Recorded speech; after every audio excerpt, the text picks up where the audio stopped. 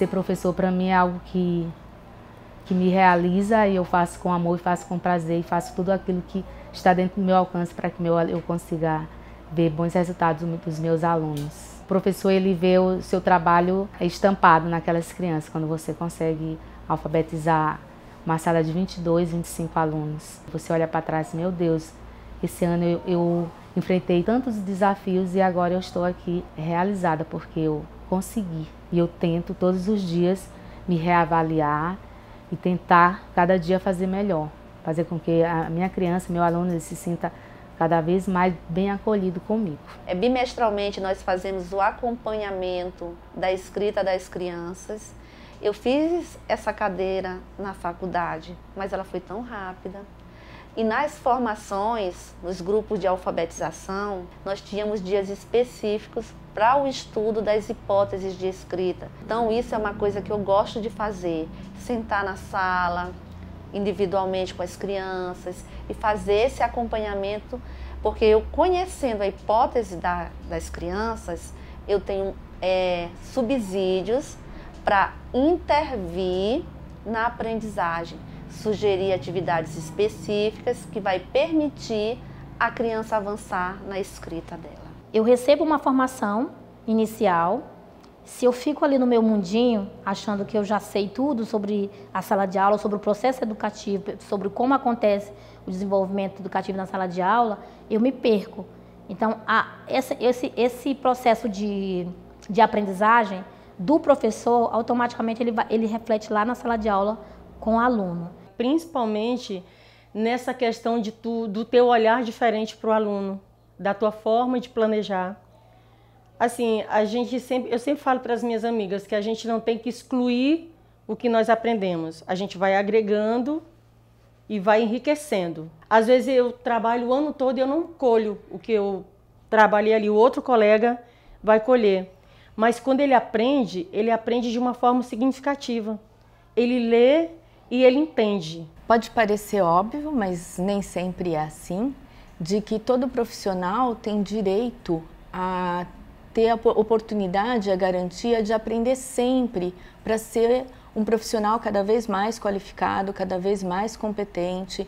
E isso significa aprender mais sobre aquilo que ele ensina, considerando que os conhecimentos vão avançando e vai se sabendo muito mais sobre aquele objeto de ensino, aquele objeto de conhecimento, saber mais sobre como a criança, o adolescente, o jovem, o adulto aprende, né? Isso também tem avanços constantes sobre como isso se dá e também sobre como se ensina, né? Então, como é que pode ser feita intervenções cada vez mais ajustadas, quais são as estratégias para que se garanta que a aprendizagem realmente ocorra. Com a formação, eu até brinca, a gente acabou virando leitor profissional, né? Porque agora eu não estou lendo só para mim, eu estou lendo para formar leitores. Na verdade, passei a ouvir o que as crianças estavam pensando, né? Porque até então eu só falava para eles, não ouvia o que eles tinham a dizer, não dava tanta atenção para a questão da aprendizagem. Eu pensava que eles só iam me mostrar a aprendizagem dele através daquilo que ele estava escrevendo, que a fala não era tão importante quanto a escrita, né? Então eles passaram a ter essa comunicação comigo maior e eu passei a ouvir. O que eu acreditava antes que seria necessário para alfabetizar uma criança caiu por terra. Para mim foi um absurdo ouvir uma pessoa dizer que uma criança aprende a ler a partir de um texto. Como que pode isso? Mas chegou o momento de eu testar. Eu digo, eu preciso testar, porque qual o sentido de eu estar participando de uma formação e eu não testar para saber se é verdade o que a formadora está dizendo? E aí eu testei. E eu nunca vou esquecer do momento em que eu fiz a lista de intervenções que ela acreditava e que seria possível da criança descobrir. E a criança respondia tal qual estava lá na lista de intervenções. Aquele dia ali foi um marco. A partir daquele momento ali, nunca mais eu fui a Betânia de antes do SEDAC. Em toda a formação eu queria dizer o que tinha acontecido na sala, o avanço que o menino tinha tido. E aí eu queria mais e mais e fazia muitas atividades, muitas mesmo, porque eu queria que os meninos avançassem. Porque eu via os olhinhos deles brilhando quando eles conseguiam ler as primeiras palavras, meu Deus do céu. E aí eles se emocionavam e eu me emocionava junto. E aí eu tinha o maior prazer de dizer que eu peguei uma turma com praticamente todo mundo pré-silábico do primeiro ano, chega no final do ano, todo mundo alfabético. Nossa, era muito magnífico.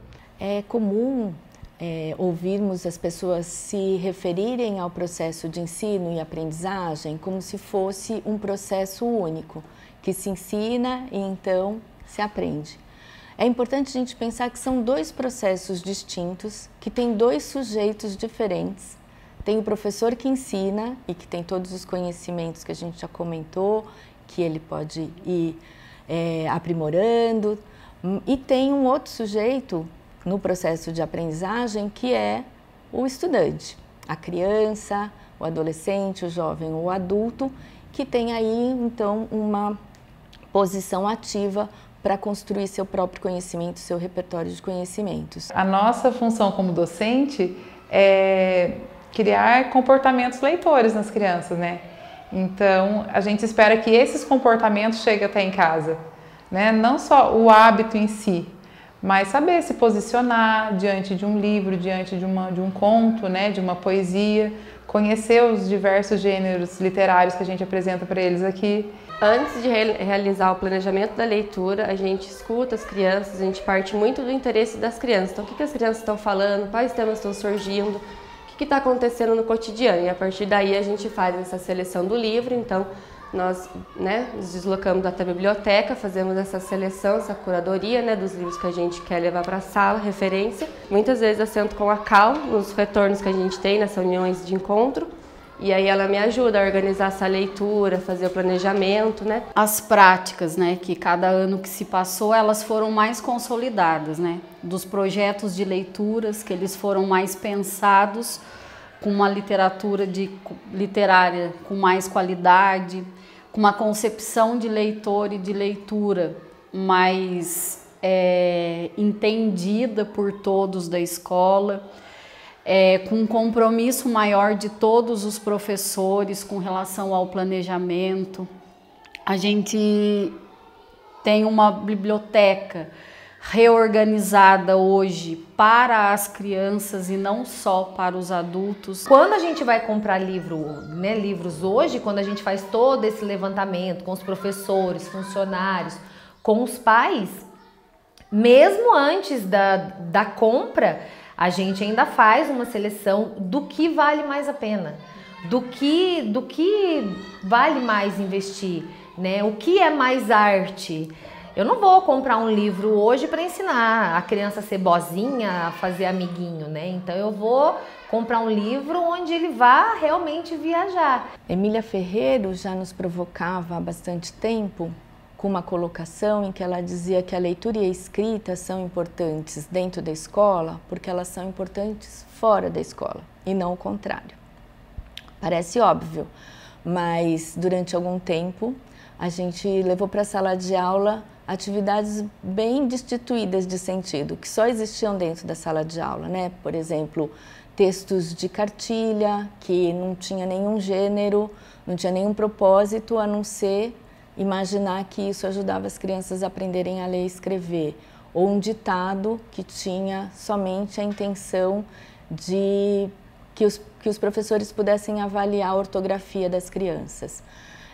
Hoje a gente sabe que as práticas sociais de leitura e escrita são os conteúdos que a gente leva para a sala de aula. Então, quando a gente pensa na leitura literária, na formação do leitor, a gente deseja que eles se tornem leitores competentes que vida fora vão ler e, por isso, se apropriam de comportamentos que são típicos de leitores. Então, a gente lê para que eles possam se divertir, se emocionar, se indagar, criticar, enfim, como a gente lê no dia a dia de quem é um leitor de verdade. E isso não pode ser só uma proposta de um professor da escola. Ele precisa ser uma proposta político-pedagógica da escola, que toda a equipe haja e atue em função desses princípios, Os professores, a coordenação, a orientação, os diretores e os demais funcionários precisam compartilhar esses mesmos objetivos.